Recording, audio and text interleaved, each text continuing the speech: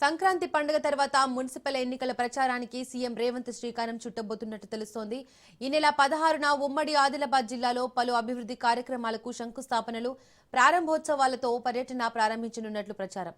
అదే రోజు సదర్ మార్ట్ బ్యారేజీ ప్రారంభోత్సవంతో పాటు చనాకా కోట ప్రాజెక్టు సందర్శన సభ ఉంటుందని కాంగ్రెస్ పార్టీ వర్గాలు తెలిపాయి. ఈ కార్యక్రమాలతోనే మున్సిపల్ ఎన్నికల ప్రచారాన్ని ముఖ్యమంత్రి ప్రారంభించనున్నారు.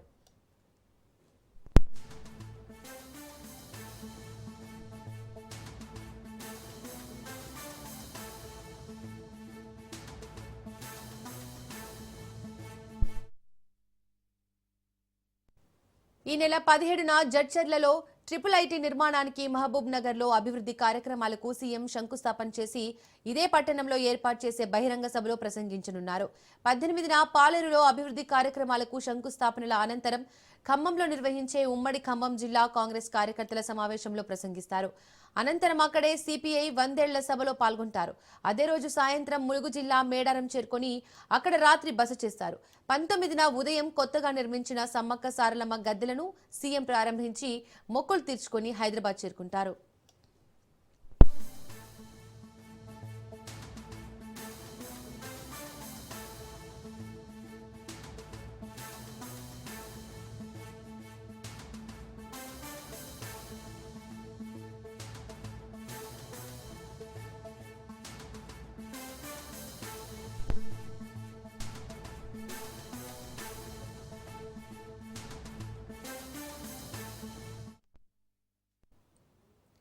సంక్రాంతి పండుగ తర్వాత మున్సిపల్ ఎన్నికల ప్రచారానికి సీఎం రేవంత్ శ్రీకారం చుట్టబోతున్నట్లు తెలుస్తోంది.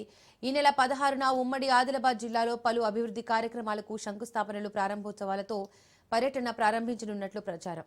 అదే రోజు సదర్ మార్ట్ బ్యారేజీ ప్రారంభోత్సవంతో పాటు చనాకా కోట ప్రాజెక్టు సందర్శన సభ ఉంటుందని కాంగ్రెస్ పార్టీ వర్గాలు తెలిపాయి. ఈ కార్యక్రమాలతోనే మున్సిపల్ ఎన్నికల ప్రచారాన్ని ముఖ్యమంత్రి ప్రారంభించనున్నారు.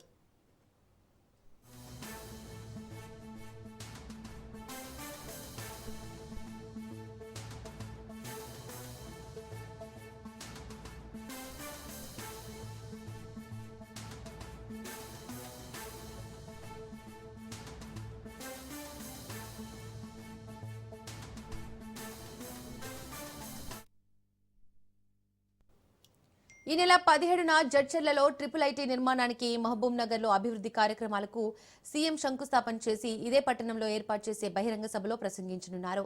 18న పాలేరులో అభివృద్ధి కార్యక్రమాలకు శంకుస్థాపనల అనంతరం ఖమ్మంలో నిర్వహించే ఉమ్మడి ఖమ్మం జిల్లా కాంగ్రెస్ కార్యకర్తల సమావేశంలో ప్రసంగిస్తారు. అనంతరం అక్కడే సిపిఐ 100ఏళ్ల సభలో పాల్గొంటారు. అదే రోజు సాయంత్రం ములుగు జిల్లా మేడారం చేరుకొని అక్కడ రాత్రి బస చేస్తారు.